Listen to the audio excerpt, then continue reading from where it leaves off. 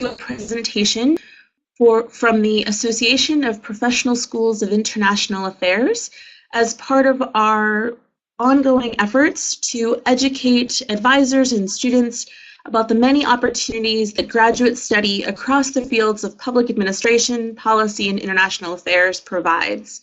This webinar is being provided by Christine Omolino, the Director of Admissions and Financial Aid at the Maxwell School at Syracuse University. She will walk through some of the distinctions between public administration, policy, and international affairs degrees, as well as the opportunities that each of those programs provides. With that, I am pleased to turn the floor over to Christine. Good morning, Carmen. Thank you. And thank you for all those who are listening in today. I was really happy to be able to prepare this presentation for APSIA and for the advisors earlier this summer, and I'm glad to record it so others can take advantage. As Carmen mentioned, we're going to talk today about graduate study across the fields of public administration, policy, and international affairs. And as somebody who's been doing admissions for programs across all of these dimensions, I've got hopefully a pretty good description of how you might be able to understand and unpack these fields. Unfortunately, we don't make it terribly easy for our prospective students or the advisors out there who are working with them. So today's presentation is going to look at main goals and looking at graduate study programs across both master's and PhD level, the differences between a more academic or research-driven program as opposed to one who's more professionally skill-based driven. Again, trying to unpack this, what's the difference between public management, policy analysis, international affairs, how to look at curriculum and pedagogy, and factors for students to consider when they're trying to select the right programs to apply to, and then a little bit about preparing to apply and what admissions directors are looking for. So I always start with the defining the goals, and because if a prospective student knows what their career goals are, what their professional goals are, then they have a better chance of being able to narrow down that graduate school choice to be able to apply to the programs that are really going to unlock the career goals that they aspire to. Different degrees and different preparations will prepare you for different career paths. And if they don't have that goal set, then they can really blindly apply to a lot of different degree programs and maybe not be as strategic as they should be. I always encourage the prospective students to look long-term so that they pick a degree program that will meet not only what they want to do immediately out of maybe their undergraduate studies, but what they might want to do eventually as the career progresses. And sometimes there's other options. There might be other pathways to getting to that career goal that aren't graduate study. So that's why those goals are so important, and trying to take the student a step back and help them to really think through what really makes them happy, what they're looking for career-wise is really, it's hard to do because they really just want to get out there and apply, but having them to understand those career goals is really important for them to make sure that when they're researching programs, they're getting the right program. And what I mean by that is, master's degrees and PhD degrees are both obviously graduate study options. And a lot of faculty who are doing the advising for our prospective students have all through that PhD track where they've earned the master's on the way to the PhD. It was a very research driven. You guys have become experts in your field.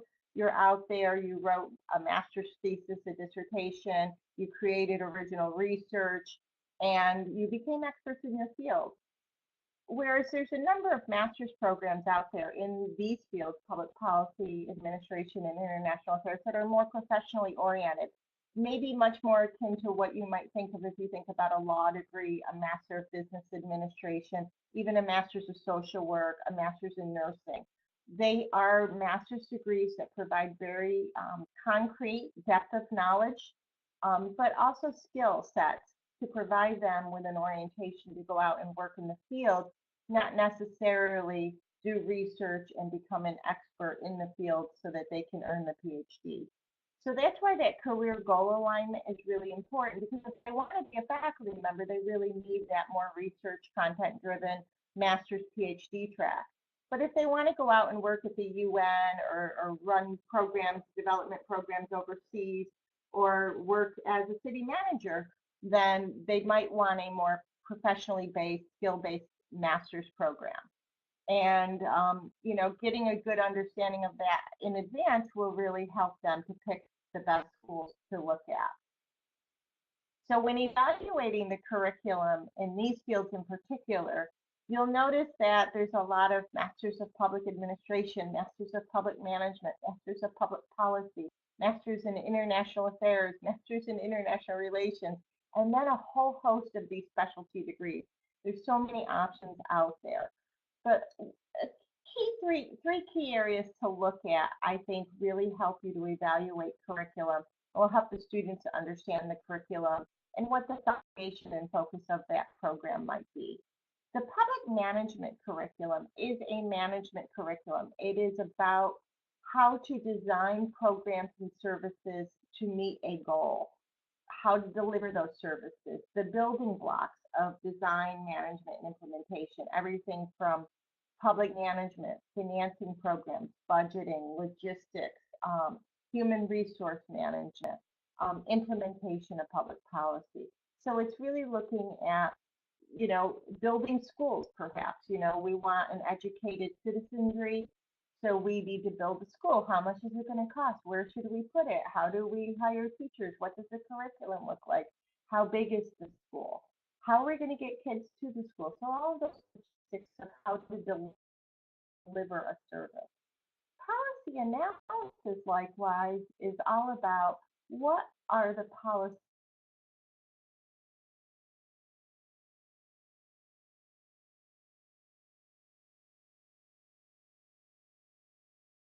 goals, the broader goals.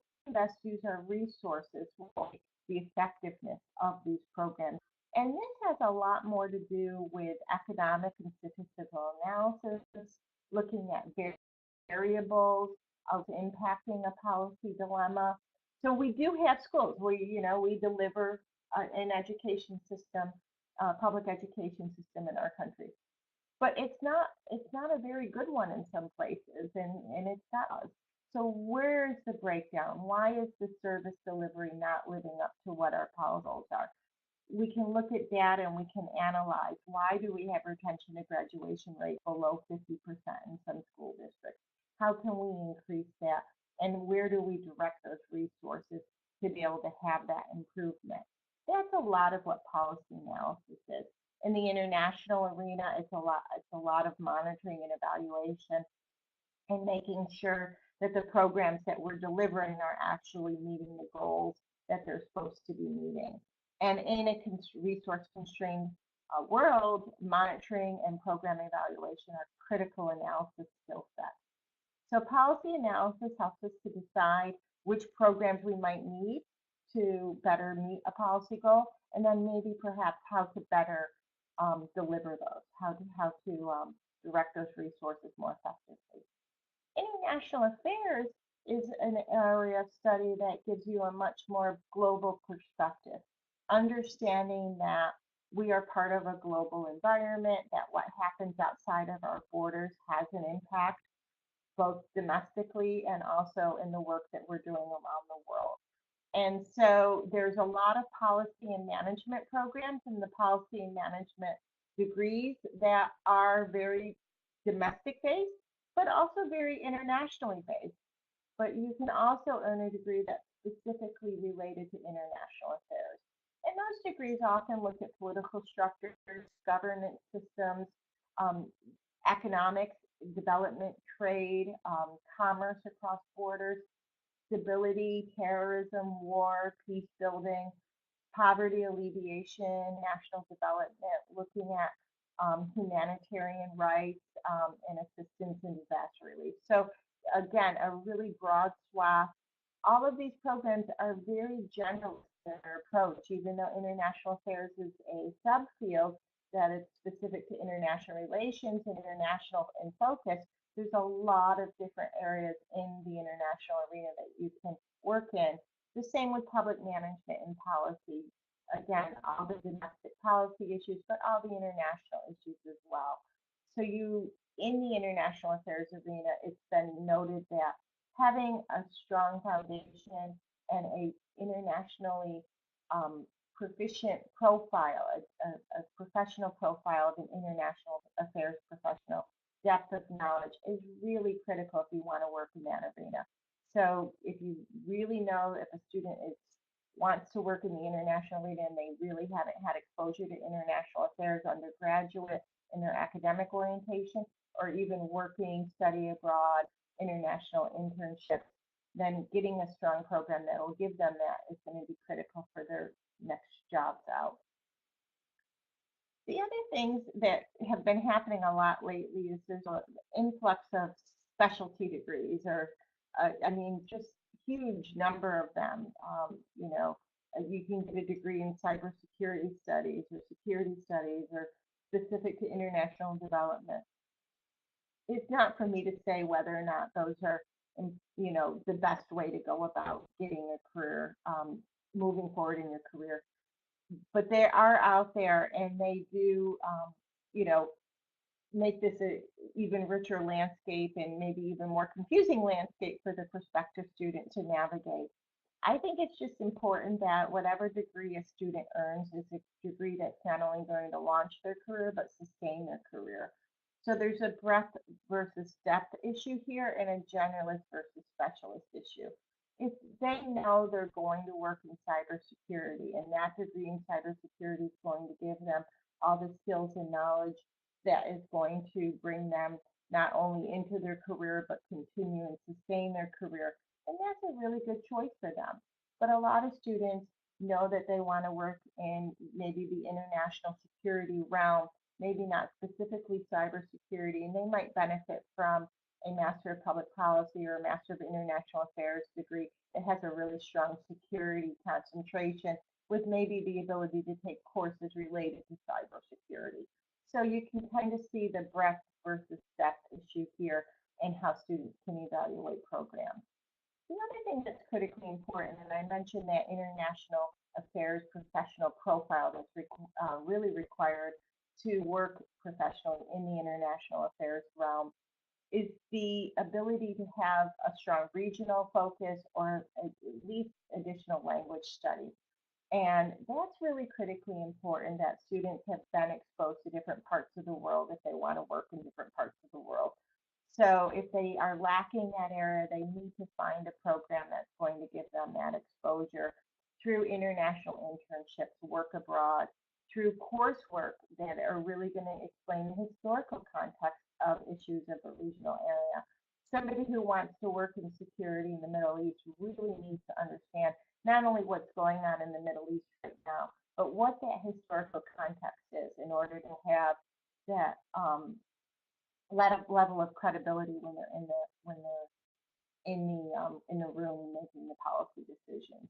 I think it's important that students find an international affairs program that allows them to get all topical aspects within one regional area. If they know that they want to become a Latin Americanist and really work in the Latin America world, then they need a program that's not only going to talk about social policy in Latin America, but it's also going to cover its structures and the stability of the region and trade and development in that region. So finding a program that's going to give you a wide swath of the topical and policy areas within one region of the world is really important. Again, my opinion, but I think if you're really focused in regional studies, you not only area, but you need to understand all levels of society and policy in that area. I think it allows you to be a stronger candidate moving forward in the job market. We always say pedagogy is important. How we learn is just important to what we learn. And this goes back to that more academic or research focused orientation that's really typical of a master's PhD track, as opposed to a program that's going to provide you not only internships as a way to develop your skills, but also skill-based classroom orientation. So working on team projects, doing coursework where you're in a team working for an agency, perhaps as a capstone to your degree, applied research, interactive classroom case study environments, where you don't just learn about budgeting, but you create a budget in a budget course. These are important skill-based pedagogical aspects of curriculums in the master's programs in public policy, public administration, and international affairs. So looking at not only what they're learning, but how they're learning it, talking to students to make sure that they're going to get exposure to the different types of teaching and activities in the classroom and through the program that's going to prepare them for the career that they're looking for. So what do our graduates do when they get a degree in public administration, policy, international affairs? They pretty much do a lot of really fabulous things. They work in all levels of government. They work on domestic government, community economic development, as well as international government. They work in finance and advocacy, research organizations. They work in, again, international. A lot of our students come from all over the world, so they might work in their own government abroad. They work in international organizations, trade, international banks, development agencies. They work in the foreign service. But really, a lot of the focus of degrees in IR and PA and public policy are about making the world a better place. And I think that common commitment to having an impact in a global society, in a domestic society, in your communities, no matter how narrowly or broadly you define that community, is really a hallmark of getting a degree in these fields. So if you're talking with younger students and they are leaders in their community, they are leaders in their campuses, and they are looking to advance that leadership into a career where they can do for others in really broad ways, then these might be the careers that they should be thinking about. And you as advisors can really kind of point them in this right direction. And hopefully a webinar like this and some of the resources we can provide you helps you to point them in the right direction and give them a little bit of advice on things that they can consider moving forward. And some of the things they should consider when they're looking at schools and questions that they should ask are, where do the graduates go? I think of graduate study as something that should be very strategic. When students are picking undergrad programs, and when I picked my own undergraduate program, I really wanted to make sure I had a lot of different interests. I was, 17, 18 years old, and I looked at a lot of different things. So I wanted to make sure that I picked a college and a university where I could explore all those different avenues to find where I best made, where my passions would really start to develop and crystallize. But when you're looking at graduate school, you really do want to have those career goals in mind. You really want to know that going in so that you can pick, again, the right program that's going to set you up for that career path. So it's a much more strategic decision. And if you know what those career goals are, then knowing where the graduates of the programs you're considering are going is important. Are the careers that I aspire to? Do you have a strong alumni network doing the kind of work that I want to do? That's really going to help you to pick a program and a school that's going to set you up for that career path. I also think it's important, and maybe because my first degree is in social work, and is that I want to make sure that all of our students are going to be their best students, and they're only going to be their best students when they're in a program that they're really comfortable in, where they can be their best selves. So what does the student profile look like? What does the community look like? How do I learn best? Am I better as an online learner, or do I want that cohort residential feel? Do I want to be part of a group of students and it's a small staff to faculty to student ratio? Do I want, diversity? Is it important to me? Is there international makeup important to me? I think all of these things are really important to consider, and the students themselves should know where they learn best, what they are looking for in a program, so that they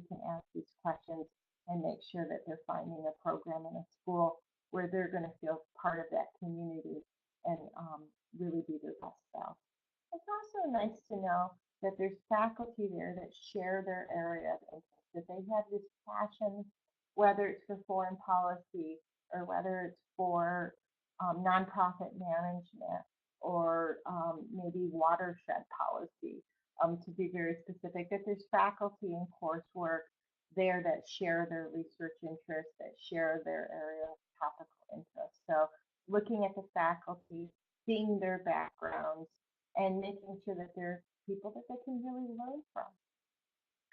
It's nice to know what the resources that are available for students when they're looking at different programs. You know, the advising structure, the career support, the student services, academic advising, as well as financial aid, travel, and internship support. So not just the support that they as students, mentoring and study groups and tutors and all of those things so that they can be successful students, but also on the output, the financial aid, the debt to income ratio, and then also the career support and alumni support. Will the school be supportive for them throughout their career, even after they graduate? So looking at all of those resources is really important. And then again, back to that pedagogy, what is the learning environment like? Are there opportunities for professional engagement, for professional skill development, or for the independent research that you're looking for? If I really want a program that's leading into a PhD program, then we should find a program that's really going to have that clear pathway. But if you're looking for the program that's going to launch their career in the policy sphere, then they need to make sure that they're going to be able to get exposed to the language study or the internships or the professional skill development that allows that to happen. There's a lot of variety in our programs across these fields. And just because it's an MPP or an MPA or an MAIA program doesn't necessarily mean that it's this skill development focus as you might think. There's still a lot of variety even in our field. So asking these questions is really important. There's some places that students can go to do some additional web research. The Association of Professional Schools of International Affairs, who sponsored this conversation today, APSIA.org. They have a wonderful organization of schools who are member and affiliate members, as well as a lot of resources on their website for students to consider. We do a lot of webinars that students can log into to hear about what they should consider, best practices for applying, etc., as do a lot of the schools that are members of APSIA. On the public policy and administration side, you have NASPAA, the Network of Schools of Public Policy Affairs and Administration. And that network is over 300 schools large. And they have a really wonderful searchable database of all the schools who are NASPAA affiliated. And NASPAA actually accredits programs in the public administration and policy field. So a lot of schools will go through NASPAA accreditation. It just means that they, like APSIA is a membership organization, and make sure that schools are of a certain caliber and are providing the training that the students really need to be a credible school in the international arena. NASPAA also has a very, because it's a much larger organization, and even, I don't want to say more robust, but more bureaucratic way of accrediting programs because it's so large. Each program also, we all have websites.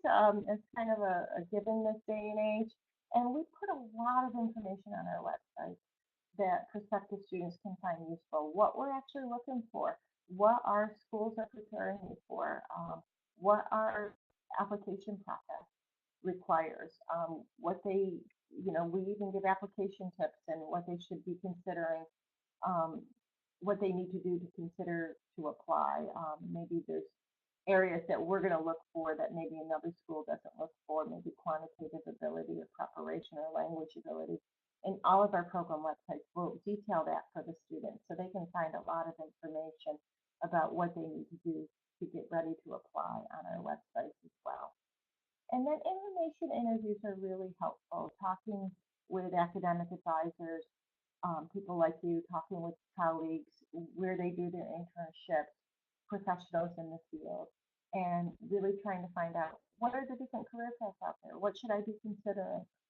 What program should I be looking at?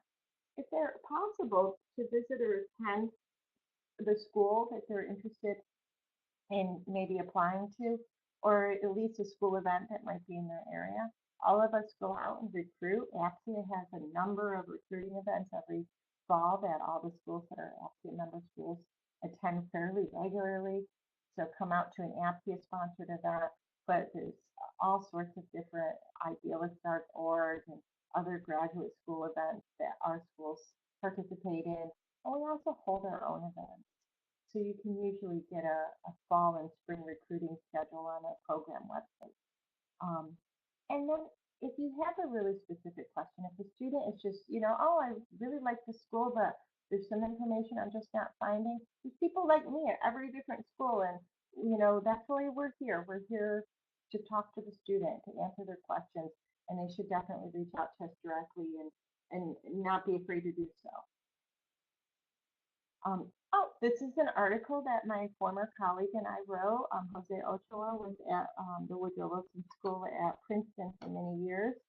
And in 2005, organization, IamDiversity.com, asked us to write an article talking about the field of public policy and public affairs in particular, and what students needed to know to apply, kind of a little guideline on what they should consider and how they should best prepare to apply to top school in this field. So we share it with you here today. Please pass that along. It's old. It's, my goodness, I can't believe we wrote that in 2005, but it's still relevant, and the information can be very helpful to students. So we had a Q&A for our presentation in July in a recorded webinar that doesn't quite work, but hopefully you found this helpful and informative. And just know that admissions directors, Carmen at APSIA, all of us are here. If you as advisors have any questions along the way, we're always really happy to talk with you as well as your students. But hopefully this was informative, and I wish you a good day. Thank you. Thank you, Chris. And I want to echo her sentiments that we hope advisors will continue to draw upon all of the resources that APSIA, NASPAA, and each of our member schools provides. Thank you for being a part of this webinar today, and thank you for being a part of our work going forward to advise and inspire your students to seek out careers and professional degrees in international affairs, public policy, and public administration. Thank you, everyone.